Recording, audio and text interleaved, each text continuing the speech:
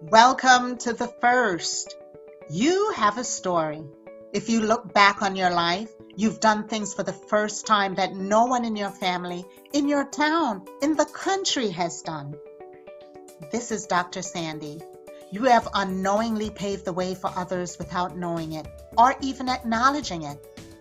This is where you tell your story so that those who come after you can walk in your footsteps to build their own firsts.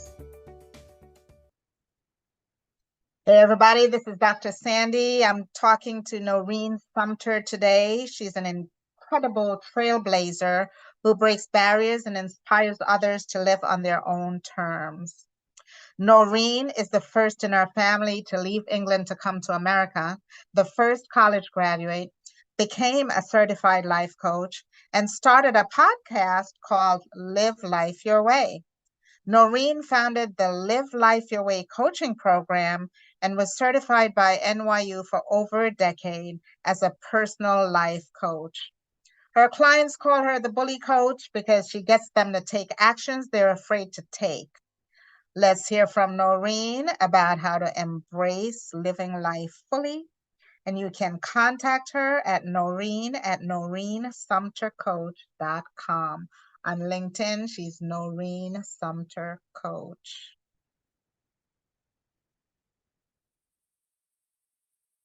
Hey, everybody, this is Dr. Sandi, and we're on my podcast, The First, and I have somebody that's really exciting today, Noreen Sumpter.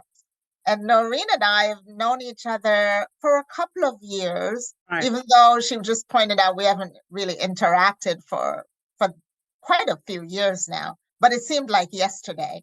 So, Noreen, welcome. She's the Thank you. founder of the Live Life Your Way coaching program. And you could tell us all about that.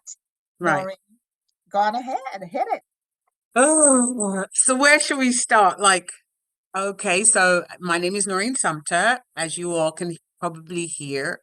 I'm born and raised in London, but I am West Indian. I am Jamaican, right? And there's no denying, even though my friends call me Jafaican. That's a new one. That's a new one. I've They call heard me a Jafaican. Jamaican, all kinds of, I've not No, heard. they call me Jafaican because my Jamaican accent is so weird, right? Or it's so suddenly, but I can't keep it up. I That's know. the thing. I can only do it for a short length of, time, but I can't keep up the whole, I can't go into a conversation about it. So, what else? I live in Brooklyn. I've been coaching now for nearly 2 decades, which I can't believe. That's like 2005, Wow. right? And I mean, time is amazing because it just goes by so quickly. Um, but for me, in a healthy way, right? I'm not watching time, I'm being with time, right? So I'm so with time that I look up and it's like, oh my God, it's a year already, you Yeah. know, but it's not like a year of regret. It's like, wow, I've packed so much things into that year. What I Um, think about with time is what haven't I done and how much time do I have left to do this? I better hurry up and get all this stuff done. And right, especially, I was talking to someone the other day about my grandmother who's passed away long gone. And she has such an interesting story. And I keep saying, I'm going to write this down. I'm going to write a book about it. But I keep saying it, and time just keeps passing. right, And the other day I was sitting down going, I have to make time. absolutely. I have to make time because it You have goes to put by it in time and so space. yes, Because if you don't put a date on it, right, it's never going to happen. correct. And And that's it's how I work with my clients. They have to put a time and date on it, a time yes, to start. yes. I do a vision board, and that really helps me because I do put time and date on my vision boards. Right, When am I going to do it by? And it keeps track of that. right. But I look up and I'm like, it's March already. How could it be March? The flowers are coming in. Absolutely. But I've been watching for the flowers every day because my desk faces the street.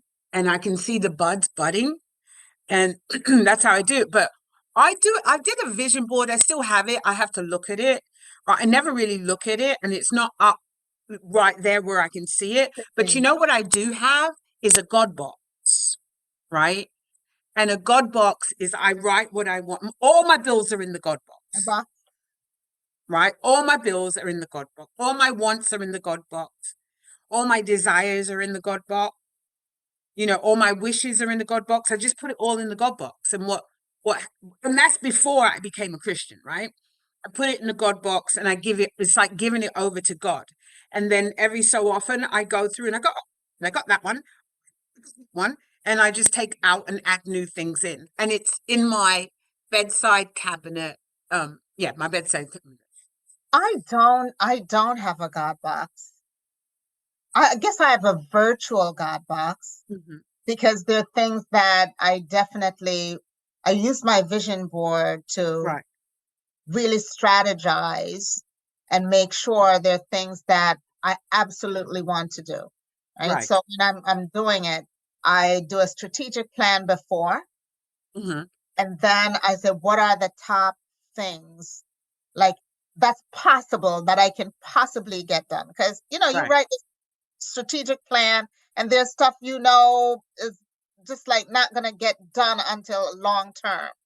So right, I go through that and I pick out like what are the things that are important to me this year, must do's, and some of them are just steps to doing something for next year, right, right? And so that's how I start forming my vision board, and I break it up into different items of spiritual, travel, family. I put my right, categories because if I don't do that, I go so heavy on the business side, right. and then I have nothing, nothing Right, left. on the personal side. And Yeah, and that speaks to a workshop that I'm doing. It's called Conquering Worry. I didn't bring the stuff over here, but it's called Conquering Worry. Hold on, let's see if I can dig it up.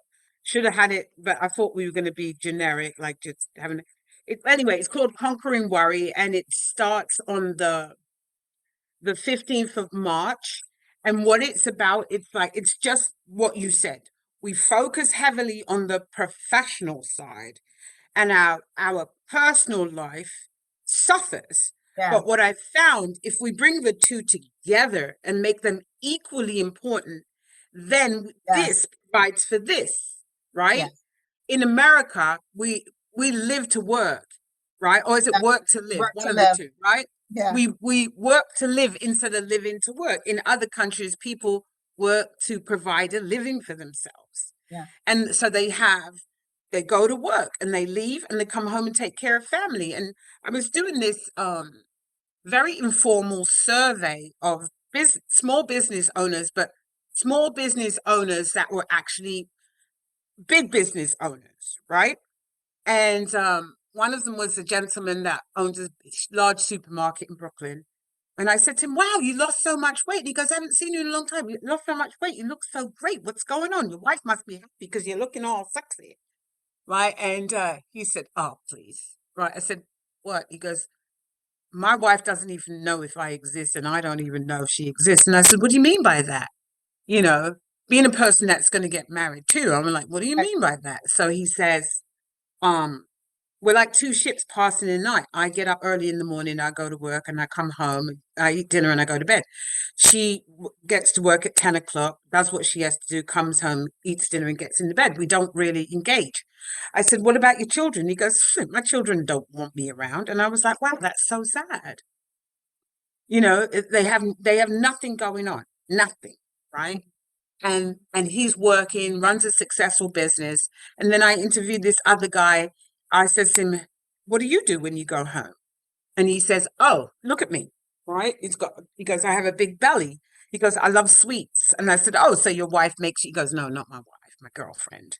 Right? So his girlfriend, he's happy. He goes, we do things together. We watch movies. We cuddle on the couch. And he's an older gentleman.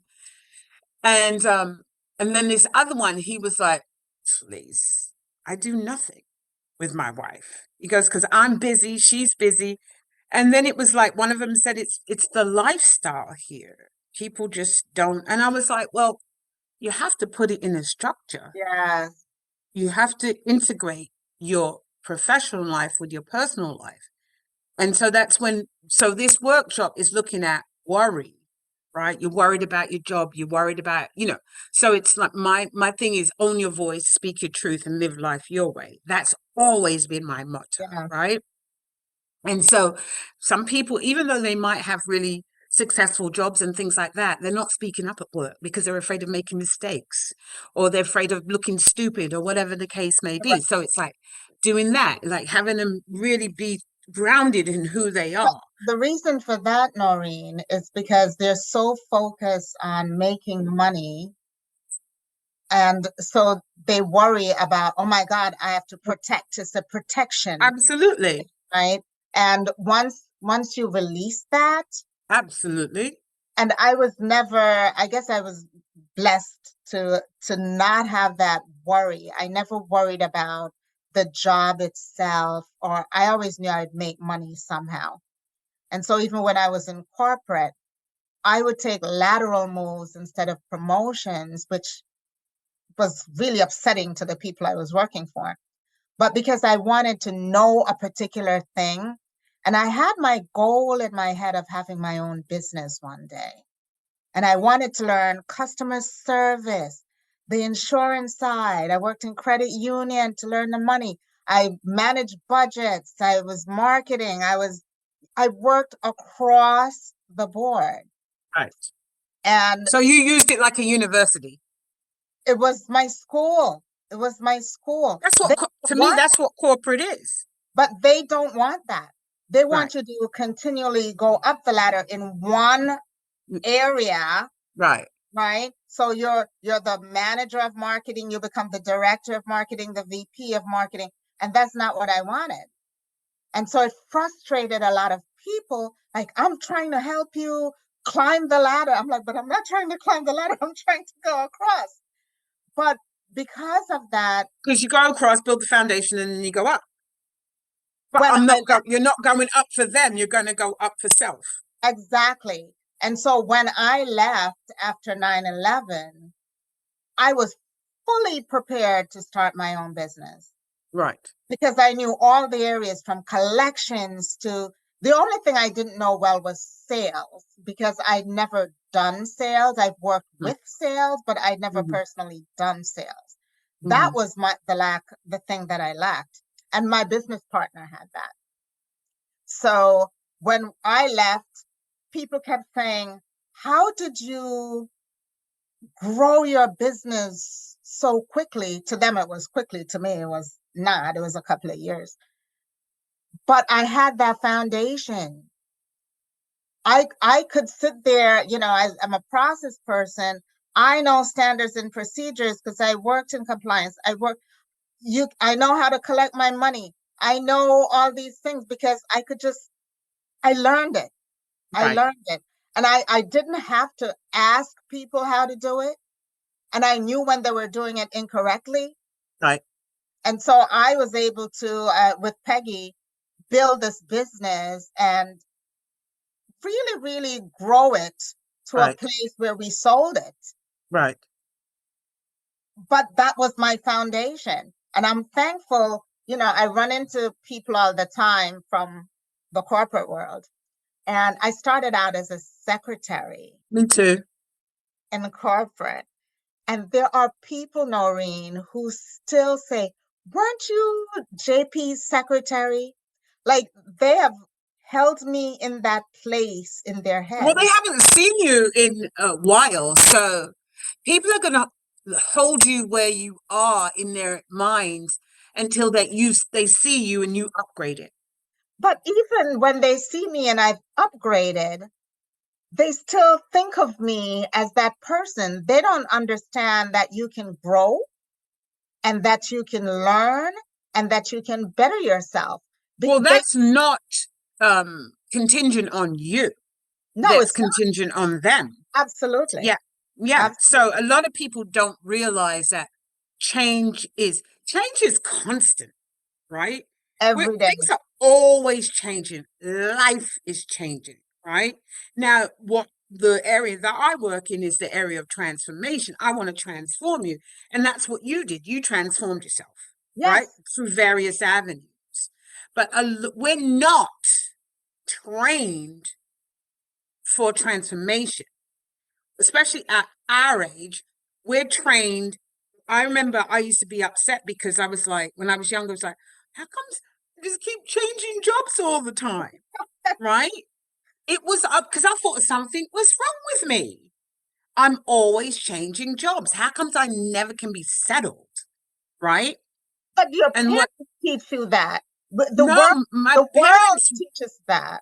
my parents were, my mother worked on and off, right? But my father always had the same job So, or same jobs that he had, you yeah. know, all his life. Well, I can look at my father's situation and understand that he couldn't read or write. He was super dyslexic. So no matter how much you taught, he couldn't read and write because he couldn't see the letters, right? But by no means was he stupid, you know. But yeah, he stayed in one job in the factory for years, right? But we're trained and designed to, we're not trained and designed. This is a new world that we're living, Yes, it is. right? Where you can literally transform ideas. I was watching something on TV, on internet yesterday, and the father was saying to the kid, you can shovel people's lawns. And he was like, I don't want to shovel people's lawns, Dad. And the father was really adamant about it. Look how much money is out here. And the kid was like, I have a job. He goes, I want my downtime. I want to lay in the bed naked and sleep and do whatever I want to do. Right. And I was like, wow, that sounds like me at that age. But I wanted money. So I Me was too. creative, you know. I couldn't depend on my parents every week for an allowance. I remember they would give it sometimes and sometimes they wouldn't. And that pissed me off.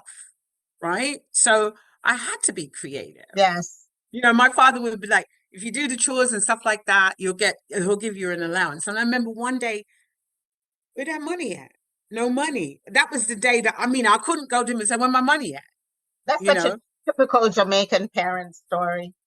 Yeah, but you know what? It was good for me It was because good. It was yeah, it good. had me be creative. I wanted clothes, and he was like, you're not going to get clothes every week. I can't give you clothes every week. So I learned to sew, That's you know? that's exact. That's so funny. I come from a family of seamstresses, Mhm. and that's the reason I learned to sew was because I wanted a Jackson 5 record, and I didn't. My mom gave me.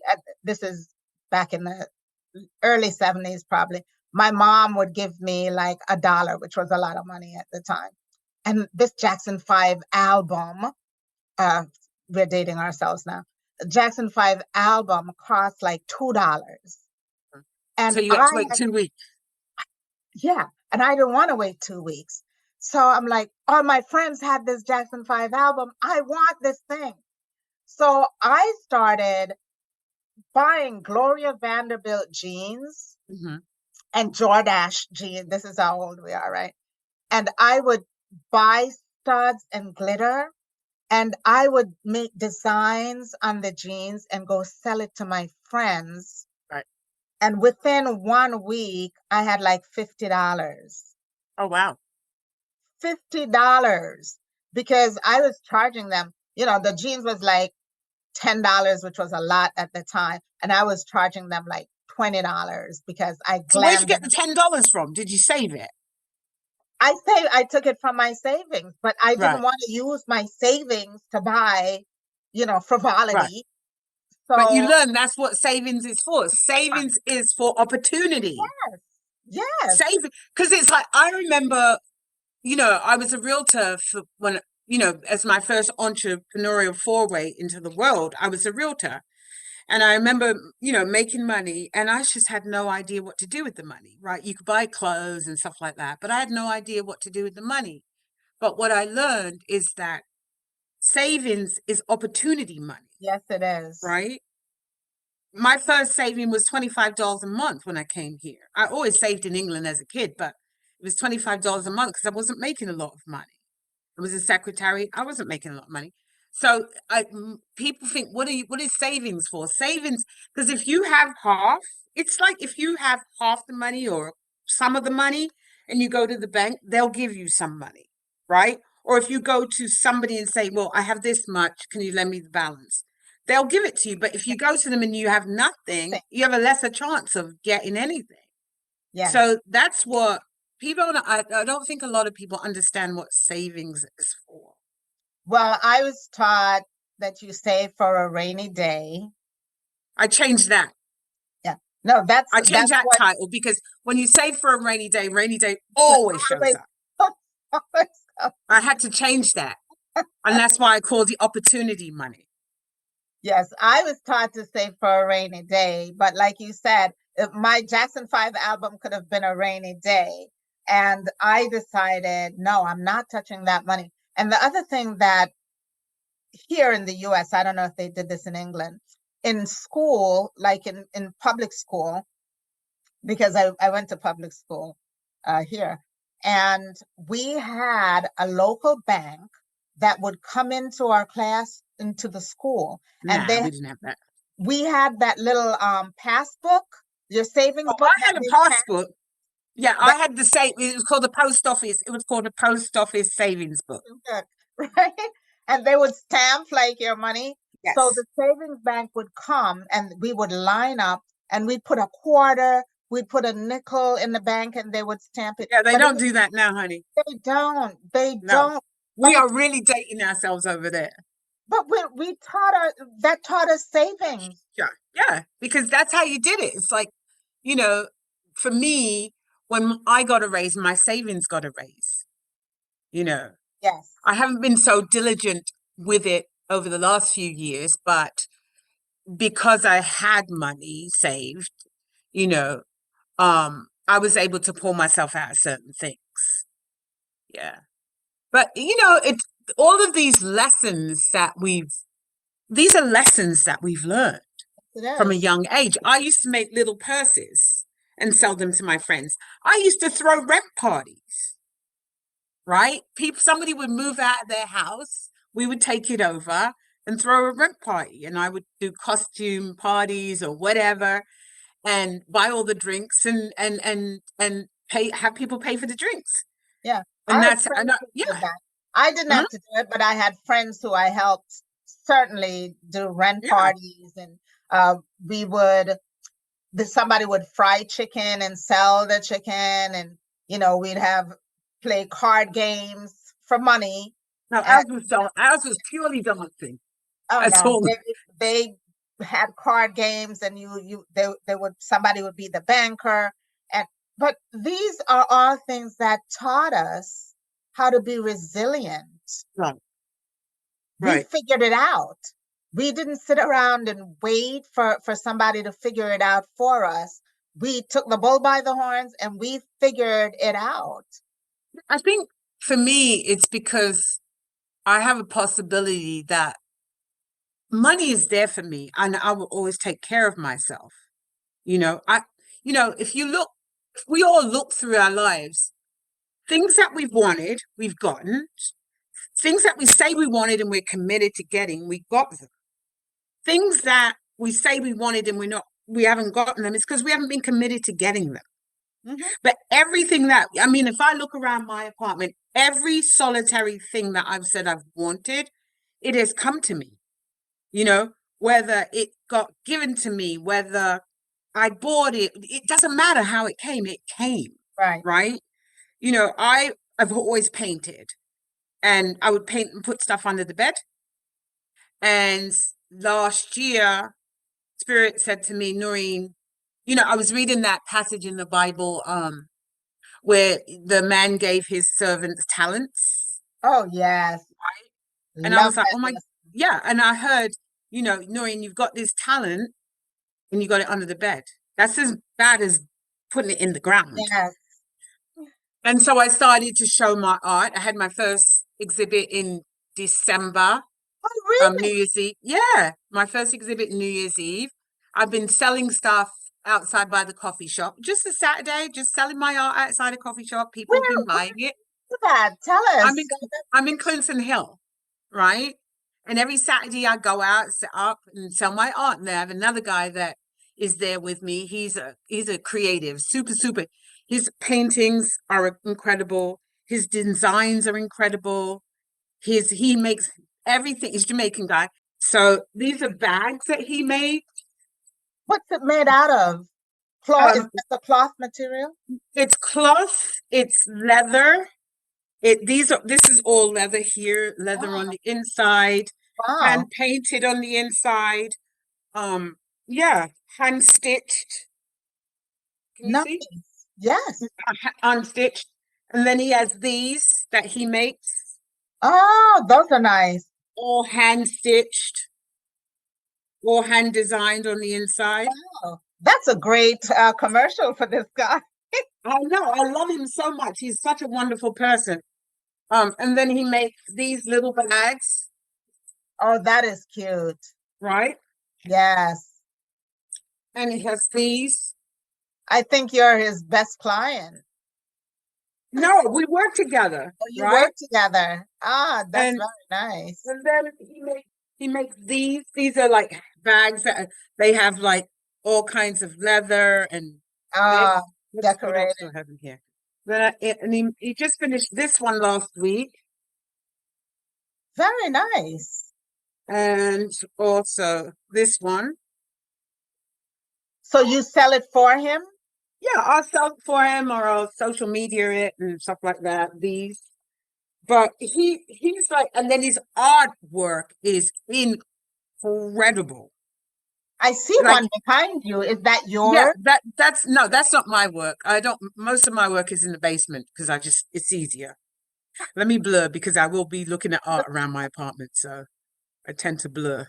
Yeah. Yeah, because everybody gets distracted by the naked man. A friend of mine did that for me. A friend of mine did that for me many years ago. It took her like 10 minutes because she's an incredible artist. But truth be told, the art was in my blood. It's always been in there. I've been painting since I was a child, and I love it. And so I just started showing it What kind of last. paintings do you do? I like Portraits? abstract. I don't Okay. have big. I do some abstracts, but I really like to do still lifes. Right. I'm So more of a still life person. I don't like to do portraits. this is the only one that I have in my apartment right now. Hold it But up. Yeah, hold yeah, on. one blur. Yeah. Ah, This is called Community of Colors. Right, nice. so that, and then when I became a Christian, I realized I didn't have a cross. So I made a cross. Hold on. Can you see it? No, go back a little. Oh, yes, yes. Oh, I wow. made a cross, That's nice. That's right? But yeah, but I'm like I can do portraits, I can do um abstracts. I'm really into abstract. And so I have my work hanging in a coffee shop in the neighborhood, and we took it over, and then you have a guy in Prospect Heights who has a restaurant that wants to sell our work as well. And it's just, you know, I is love, your stress reliever. Is painting. my God, when I paint, I'm gone. I'm not there. Right. And I can see why people like drugs because it takes them out of, but Yeah. I could be working on a little piece. And before I know it, turn around, it's 5 in the morning. And I'm like, oh my God, I haven't been to bed yet. So it's really good for my soul, right? Because I'm here with coaching. I'm constantly on guard like a catcher, Yes. but that it's just freeing. So I love that I have the balance of it all. I have a love-hate relationship with art. Oh, you I do? I have to finish it. I can't stop and pick it back up tomorrow Right. because I changed the whole thing because tomorrow I have a whole different perspective. So it never gets done. If I don't do it like in one sitting or that day, it never gets done because I change it every single day. I walk up and I'm like, oh, that thing is off, or I hate it. Well, So that's a part of the process is that for me, I could be working on a piece right now, and tomorrow I might wake up and look at it and get a different from a different perspective and I shift it. But what I truly believe is that the piece tells me when it's done. Mine never tells me. It's never done. It's never Oh, done, Noreen. Every morning that I get up, I have a whole different view on this thing. And right. so I do things like that's why I like still lives, or I do it and it's there, and when I walk away, it's done. I just Yeah, donated during right after the pandemic all my oils and paints to the school. I live right across the street from a school, right. and I wasn't using them, and they were getting dried up, even my brushes. And I said, I have no time to do this stuff anymore. And Oh I'm my not God. as passionate about it in that sense. Right, So my art now is like using Canva and creating right. things. No, And I to like me, to get it on my hands and sometimes it's on my face. I bought myself an apron because if I don't put the apron on or put something that yeah, I don't care about on, I'll be covered in paint. It's in my face, it's in my hair. I don't know what I'm doing half the time, right? But I've always been obsessed with art. That's why I always ask my clients, window shop on your life, yeah, right? that's such a good, Window shop, huh? that's a great saying. Right, window shop on your life, right? Because there might be things that you love doing that can grow you, expand you, create another source of income, that you don't even know that you don't even know that you I can do know, that, I know. right? So look at what you read. Look at what conversation catch your ear, right? Look at what you're flipping the TV and that catches you. Look at that. You know, window shop on your life. What do you buy, or what comes out of your mouth when you sit? Well, for me, before I became coach, I was a real estate broker, and I will tell you, 10 years I sat and with the New York Times. My husband at the time would give me the real estate section and I would go through the real estate section, and my words were, I can do that. I wonder if I could do that. I could do that. If I could do that, I think I could do that. I wonder if every Sunday, right? And I remember when I decided that I don't want to be in corporate anymore, but I don't know what I want to do because I had been doing secretarial work since I was 16. And I didn't know what I wanted to do, but I knew I could do something else. Also, in the back of my mind was the vision of sitting in English class at 13 years old going, one day I'm going to have my own business, but I don't know what it is, but I know I'm going to have my own business. Yeah. Right. And I left corporate and I said, I'm going to take a month off. I'm going to ride my bike. I just moved to Brooklyn. I'm going to ride my bike around the neighborhood and smell the flowers and look at the buildings. And that's what I did. And because it kind of settled my mind down because I'd been in the country 3 years. I just jumped into what I knew. I didn't know if there was anything else for me. Um, and Are you the I first in your family to come to this country? Were I'm you? the only one in my family to come to this country. Yes, I'm here on my own, right? And I have some distant relatives that I don't really know. Um, but yeah, I'm the first of my nuclear family to leave England and come here. And yeah, and then the rat race, I was like, oh my God, I don't want to be in this rat race that people are talking about. You just go to work, come home, go to work, come home. I didn't want to do that. So then that Sunday, I was like, I chose real estate. I'm going to go check it out. 2 weeks later, after doing the exam, because it was different back then, I was doing real estate, working in an office. 3 weeks later, I made my first check as a real estate agent. 3 years later, I left there out of craziness and went in on my own and did that for 16 years, did extremely well, like made a really lot of money Mhm. and hundreds and hundreds of thousands of dollars. And Do you then just invest didn't in want to, real estate now? huh? Do Yeah, you but you know invest? what? I did invest in real estate, but I never invested in real estate, right? I could have, but I didn't have the courage. I didn't know myself, right? I have no regrets in that arena, but I didn't know myself. I didn't know what I was capable of, right? because I know I had supporters, but I didn't trust myself, right? It wasn't about them, it was me. And I once I said I don't want to do real estate anymore, I was very sad about it. I cried.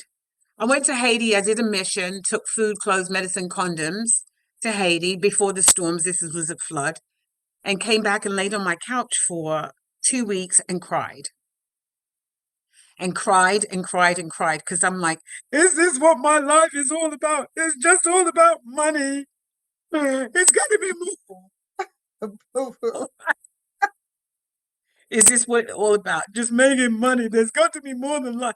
I wasn't unhappy making the money. I enjoyed doing the work and getting paid. It was wonderful. And I enjoyed the people that I worked with. But it just got to the end of the road. You know, I was at a crossroads and I had to make a decision, and I did. And coaching is what I took on. And that took me about a year to get myself focused and affiliated. I went back to school. What made you decide on coaching? Well, I'd always had this inner thing in me when I was doing real estate. I asked a lot of questions about people's lives, right? And this was something that I enjoyed. I was always a person that was solving problems for my friends in school, you know, for the jobs that I had. I helped people solve problems. And when I was in real estate, it was like open market because you had people coming in. What do you like about your job? People hated their jobs. Well, you know, what would you really like to do? And they'd be like, you know, tell me what they'd really like to do, their passions and things like that. And they would call me, you know, year or two later, Noreen, remember we talked about, and I remember them. I'd be like, remember we talked about such and such and such? I'm actually doing it. And Nice. I'd be like, wow. But before even that, I said I wanted to be like a rah-rah person for people. I didn't know what coach was.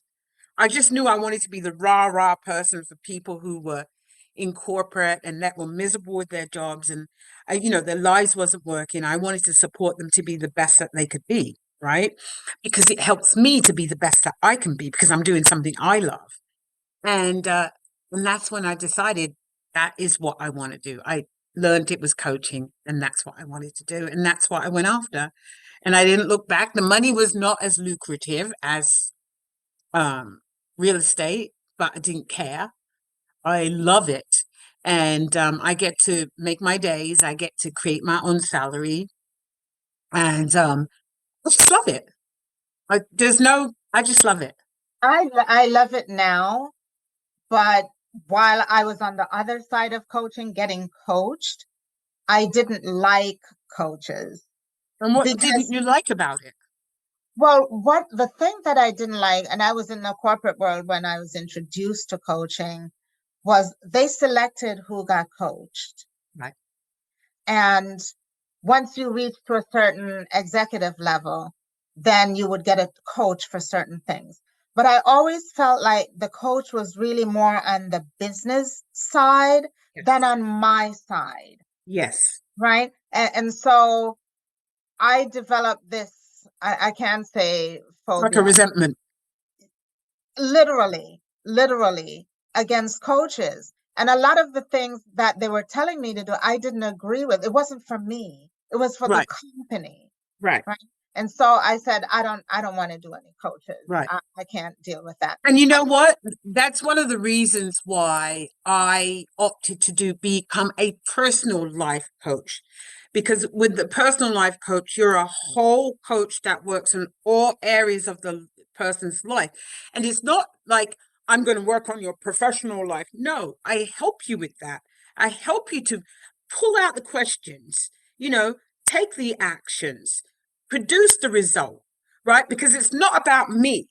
It's about me asking you, how Right. could you know, what did you do? How could you do better? How, you know, like creating the structure for it so that you can get yourself in integrity. As a business coach, I'm only going to talk about your business, right? I can't talk about your personal. Talked about my life. It was in the tone of how is it best for the business, right? Like, Yes, how can you do that?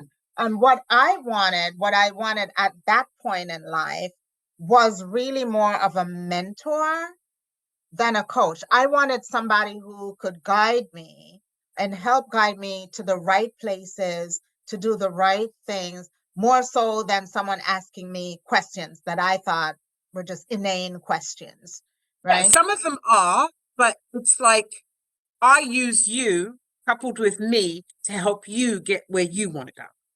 It's not about me getting there. And that's why it's very difficult for me to, because I have worked with companies that have sent their people to me, but I've told the companies that look, how I work and what I'm about is the person, the whole person, right? With all of these, like I just did this grid the other day, right? So it's got relationship, spiritual health, well-being, fun and recreation, environment, career, and finances, right? If I work with the person inside of that whole circle, you're going to get a whole complete person who has integrity, who knows what their job is, who's going to enjoy their job because they're enjoying themselves, they're enjoying their personal life, right? And their life is in integrity. But if I'm just working on career, I'm all about you, Correct. right? Whereas Correct. I'm trying to fit that person into your wheel, your cog, right?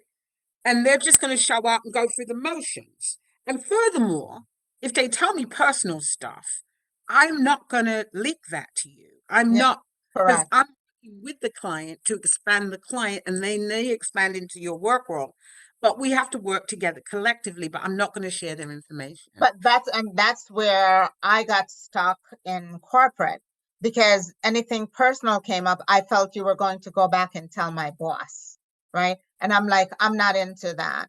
So when I decided, but by happenstance, I became a coach. I've been really coaching people my whole life, but to use those words were just to me horrendous. I don't want to coach anyone. But when I decided was really after I sold my business, and a lot of I people remember. started coming to me saying, Sandi, I'd really like for you to help me with this part. And I do mostly business. Right. Of course, the personal is business, business is personal, right? You talk to them about that. But I found sometimes they didn't know what they wanted, and I knew it. And so that's why called my company Coach Salting, Sandi Webster, because I do coach and consult. And in the process of coaching you, you might say, I need a strategic plan, and you don't know how to do one.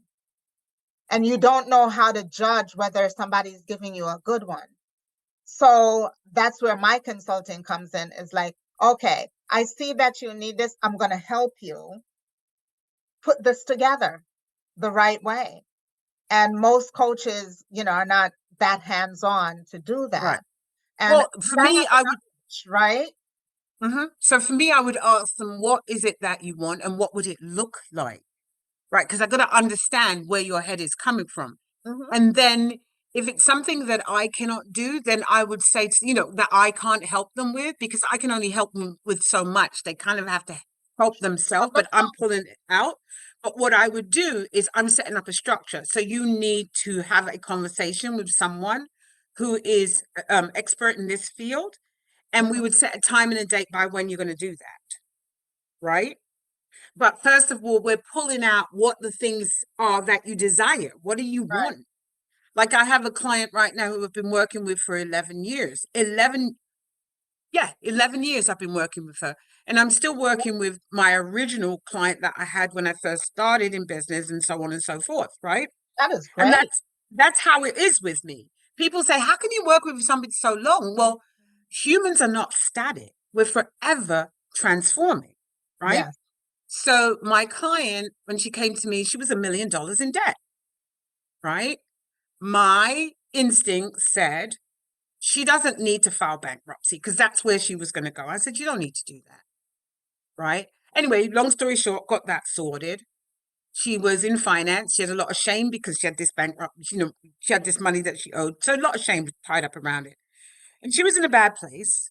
Great girl, super corporate, but like this, she had created this persona that wasn't really her. That corporate like that. And so once we got rid of that, she was in banking, hated it. She got fired from her banking job. And she said that's the best thing that ever happened to her. Then I told her, she had to go window shop on her life. if you could do anything, what would you do? She wanted to become a consultant, she was a recruiter. So she trained people, traveled around the country training people.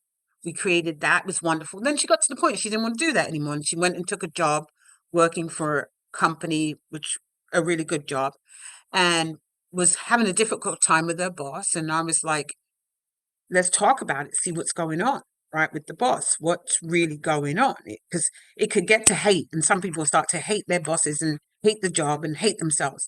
Well, anyway, what it came down to was that her boss was in London, she was in New York, her boss was out of the loop, right? So I said to you have to pull her into the loop. You have to share with her what's going on. And every time she did that, when she did that, the relationship with the boss was great. Okay. Kudos, the whole 9 yards. But the moment she dropped it, it went back to crazy town. So you know when it's out, because when it's in, when your integrity is in, it's in. When it's out, it's out. And I'm not talking about moralistically, good, bad. Do what you said you would do when you said you would do it. And when you can't, you let the person know. So anyway, I said to look, we're going to start to create your new position, because this situation is going to have you grow. Right? Because it's not emotional, none of it's personal, because we all think things are personal, and they're really not.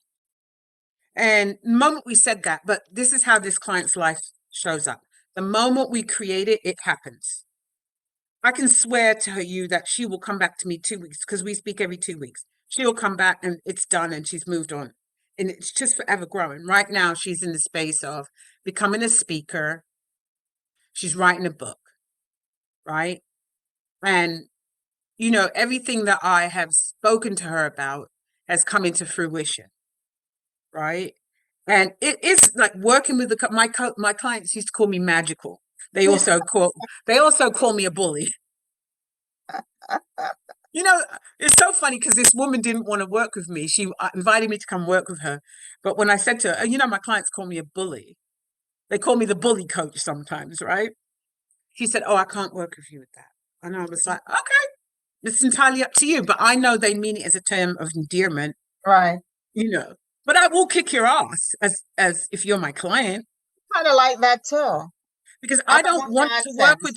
Listen, here's my theory. Not to flip and change the subject, but here's my theory. You hire a coach, right?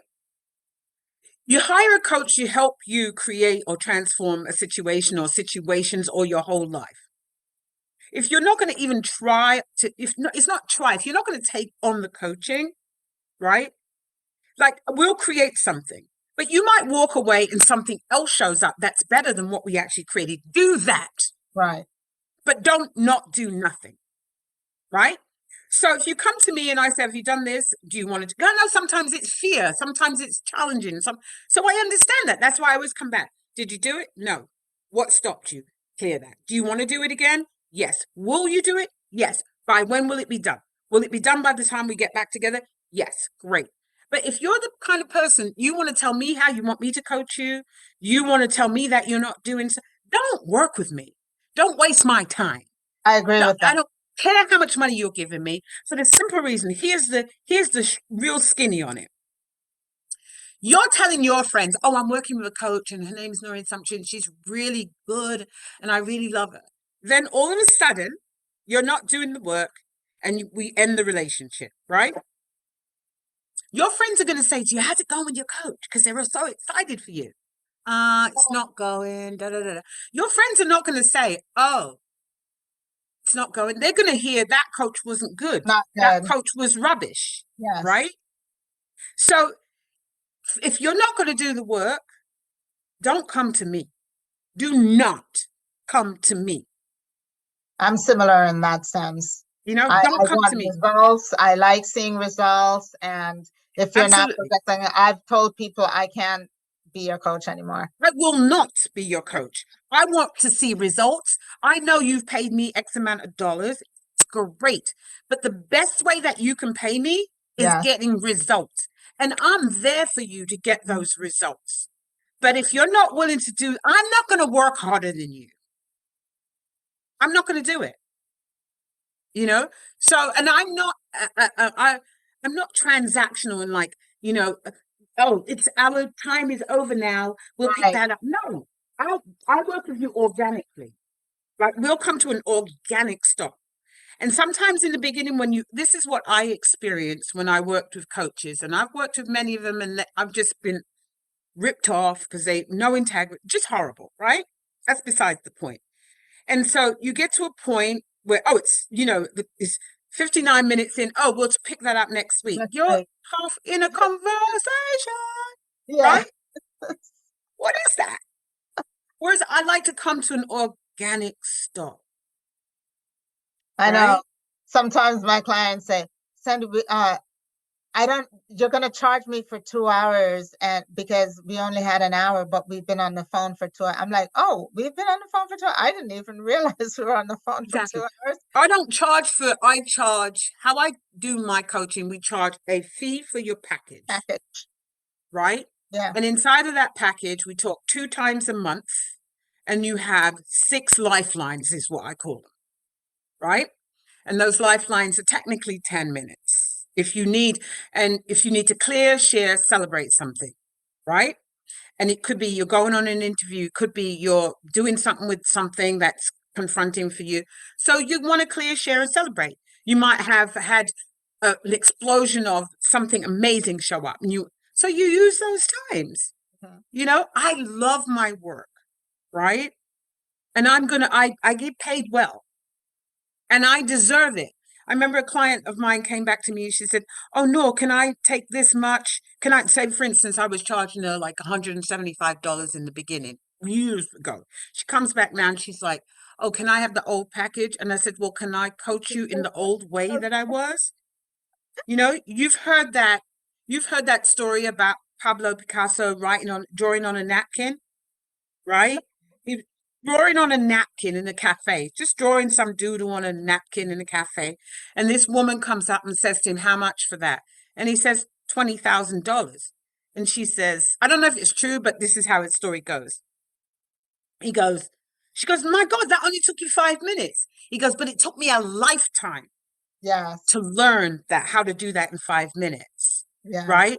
So I can't charge you what I used to do, over a decade ago. I have to charge you now what I'm doing two Now. decades later, you know? Correct. So listen, I'm worth every penny I ask clients for because I'm committed to your success. Because I'm committed. My success comes through your success, right? I know And you pay me. so what's next for you, Noreen? What's What's next? next for me? What's next? What's Doing what I do. Doing what I do with my coaching. I'm creating the peer-to-peer group. I have my Let's Keep My Spirits Up group and my coaching, and then painting in my free time and getting married to my next? man That's what I was gonna say. You're forgetting. and serving God, being a brand new baby Christian, serving God is so fun. That part is so fun. So I have it. How my life goes now is God, me, and then people. Always number one. Yeah, Always yeah. got to be number one.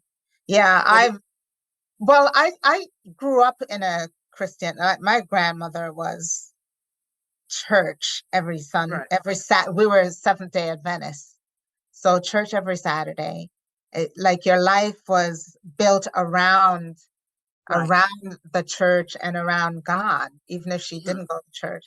And this is another thing I have to do. I have all these stories I need to write from when I was a little girl visiting Jamaica in the summertime. It's called Summers in Jamaica, and I started some of them. But Right, one of them was she used to give us our little pocket money to put in the offering plate, but I would take my money and I would buy, paradise plums. They're a right, candy in Jamaica. okay, I don't see it in Jamaica. I don't see it anywhere else. But it's in the shape of a plum and different colors, and they were so good. But my little 25 cents or whatever she gave me was not making it to the offering plate because I would stop on the way to church and I would buy a package of paradise plums, and my cheeks would be full by the time right, because I have to eat them fast because right. I don't want them taken away from me. And So we get to the offering plate, and I have nothing to put in. And she's watching, but my cheeks are full of paradise plum. And she would get so angry that she would push my cheek to pluck And out that's may pop out. and she's like, "You're robbing God."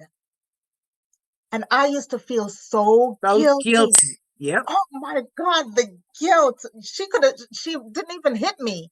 And I was like, "Oh my God, I'm robbing And God." you should have spat the paradise plums into the offering. No, I was not crazy. I'm gonna eat my paradise plums Oh, good. or share it with the other kids. But that's kind of how I grew up around church. Religion. And church was community, right? They would have harvest and they would have things where as kids we would hide under the table and eat the stuff off the table on top, you know. Right. But that's how I grew up with church. So was it scary? Was it sort of scary? It wasn't scary because that's what you knew. Oh, As I became a teenager, I think church took on, I still had church in the back of my mind, but it took on a different form in my life. It was more of a chastising hmm. kind of peace in my head. You know, when I did something, it's like, oh my God, that's going to be a sin, or, you know, Well, um, I remember going to church at 7 because I can see myself on the pew with white socks and my little dress and my hair in bunches and looking down the church, and it seemed like a million miles way down there because you're little, right? And you look over there now, it's like this big. And my parents used to send us to church, right? Because they'd stay home, sex, right? And that was the only time they could get peace because there was a lot of us in the family, and then it was us four little ones, right? And I remember the pastor somehow talking about brimstone and fire and being beat, burned in fire and all this. And my little 7-year-old head had it like this. Well, if I do something wrong, Daddy's gonna beat me, but he doesn't come home every day and beat me. So why, if God loves us, why is he gonna burn me every day in hell? oh, I was like, I'm not coming here anymore. yeah, This is not for me. So I remember saying to my mother, I don't want to go to church anymore. And she said, why? And I said, because I don't like it. She said, what do you want to do instead? I said, I want to stay home or go to the park. And that's what we did.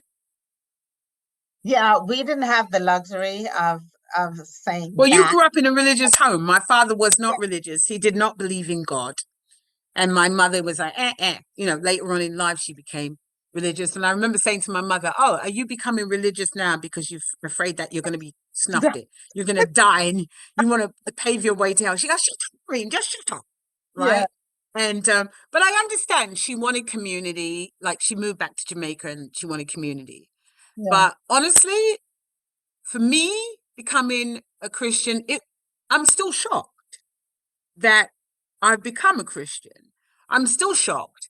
And I'm shocked at the way it happened because literally I heard that call. I felt it. I heard it.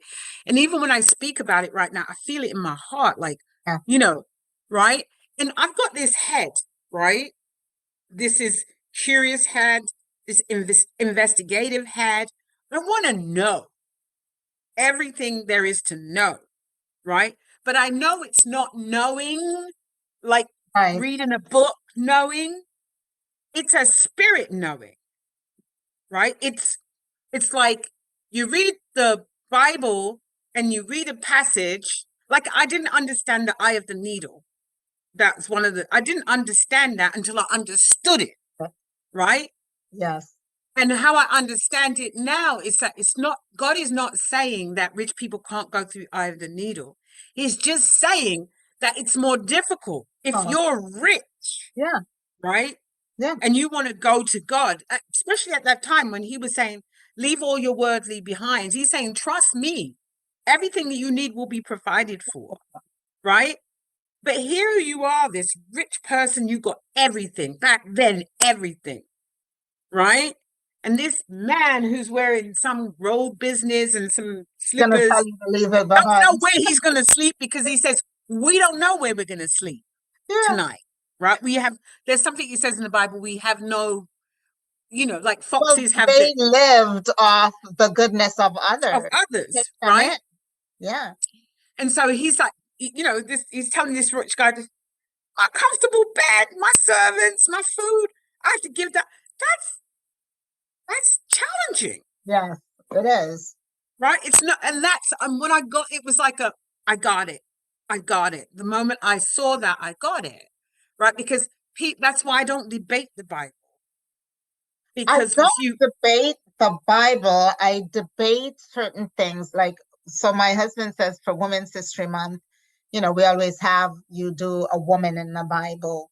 And he said, who do you want to do? And I said, I don't want to do the regular ones. I want to do somebody that they've not, obscure, yeah, and he's like, but people don't understand that. Like, that you're going to have to spend a lot of time educating them on that person. And so I decided on Eve. Eve is my favorite person in the right? Bible Or because, Adam's wife. yeah, because Okay. there are all these things about Eve that I really think some of them are not correct. Uh, and so it says, what the title gonna be? And I said, falsely accused. And he's like, we're not doing that. And I said, but there are things about Eve that men see it one way, right? And as a woman, you see it a different way. And temptation, so this is gonna be I'm doing Women's History Month, and it's the Bible, a woman from the Bible versus a woman of today. Mm-hmm. And I took Eve, and she had all these temptations and disobedience, right, around Not her. knowing, not understanding fully. There it is. There it is. If you're the first, you have no knowledge to pull off Nothing. of. And And they it's were young. They were young. and you know, I person to ask, is this right? And God really didn't give them some of the background of that, right? They had never encountered evil before. It was new to them. So how do you put Well, all that's how this rules get made, right? Something happens, happen? and then you have to make a rule around it. Yeah, So, you know, Adam didn't inform her because God informed Adam. She didn't inform Adam. She just it probably said, don't eat from that tree, right? He never told her the why or the exactly, wherefore. Here exactly. comes this temptation because the devil actually never told her to eat it. He planted the seed of thought. Yeah, And then she got curious, curious. This right? And curious that's what being. had her do it. And then she gave it to Adam. It's like, I'm eating this Eat thing. it. Who didn't have to eat it? No, but I'm looking at it this way. Did he actually know what she was giving him? Because if you sometimes just sit and you go, here, take a bite, No, right? he did say God told us not to eat this, right? But He that's knew. probably He after said, he no, ate it. no, he said it before. Oh, okay. God told us, and she's like, but the serpent said that it didn't kill me. And I bit it, I ate it, and it didn't kill me. Right. Right, So Adam's like, oh, well, I'm shutting up this woman. I'm going to take a piece. And it's like, yeah, it didn't kill me. So right. this is, But you know, but he got a download of information after he did that, yeah, right? yeah. And then, but he threw Eve under the The bus. bus.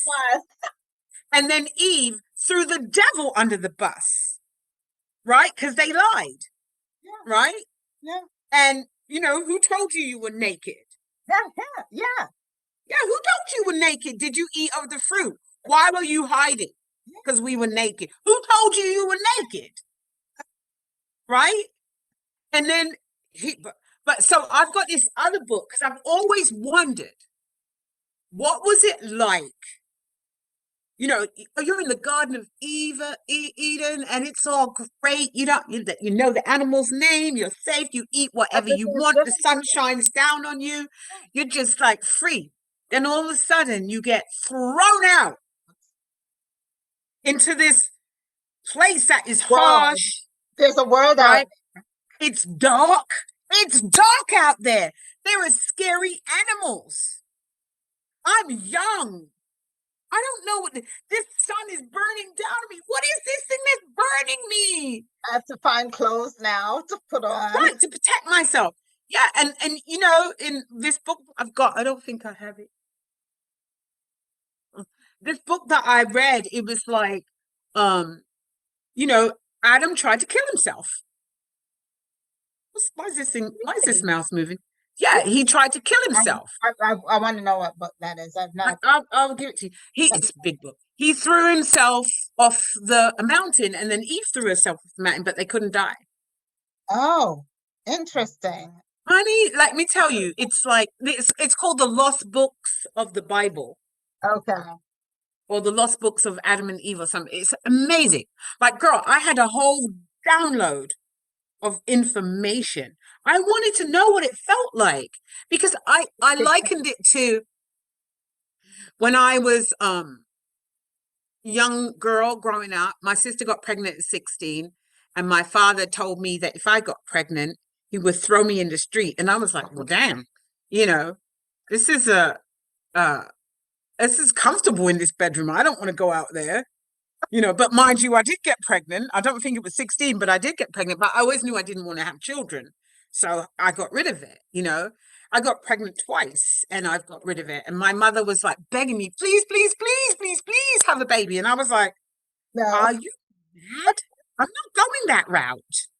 You Yeah. know, even that, becoming a Christian, I had to repent on that because I had no idea. Like, you know, that is the abortions and things like that. That's a sacrifice. It's a blood sacrifice. Yeah. And there's it's a sin. And it's with the was it But there's I think I'm not uh, even gonna go into that right now because we oh already are my God, it's finished. fascinating. No, look, we've all got to make our own choices and we've all got to deal with what we got to deal with, right? And would I have done it differently? I don't know. I can't speak on that. But I'm glad I did it. I'm glad I didn't have children. And that was I don't totally a either. choice. I Huh? don't either. I don't Right. either. I made that choice as well. I've Yeah. raised a child who's about to come here with a grandchild any minute now, Right. but I've never given birth to to my own No, child. I never wanted to do that. I made that decision when I was very young. I made mine at 13. I was way younger than that. And Right. I just said that's I don't want to do that. And I saw my mom was struggling, you know, working really hard. And I'm like, my mom could be really like a big deal if she didn't have these darn kids. No, was my mother worked when she felt my dad loved my mother so much. She worked when she wanted to, and when she didn't, she didn't. And my mother liked to dress up, look pretty, and my father would just like be behind watching her, you know, just admiring her. My father gave my mother everything she wanted. Very nice. And you know, when I was growing up, I was like, oh, I don't want to be like her. But you know what? You're like, Honestly, my mother is like my mother was amazing and she just knew how to be a woman. She yes, had seven of us. She had nine kids altogether. She had two from a previous relationship, and then she married my father, had seven, and then my father had two from a previous, and you know, right. So my fam. mother said she loved having babies. She knew what she Really? loved. Yeah, well, they were always doing it. My parents were always at it, always at it. That's when I used to hit them up for money. And they're really fertile to have that many kids too. My God, A blessing Rotar was an understatement. You to know, but I that's when I used to hit my parents up. That was the best time to hit them up for money was when I knew they were having sex. Daddy, daddy, daddy, daddy. they throw it at you to get rid of you. He, no, it's in my pants, so I'm going and get into his pants. I didn't care what they were doing or Oh, had done or whatever. Getting the money out the pants. I knew I couldn't take the paper, but I could take all the points. We're gonna And have to stop. my brothers and sisters were like, "You are so sport. You get everything you want." No, I was strategic.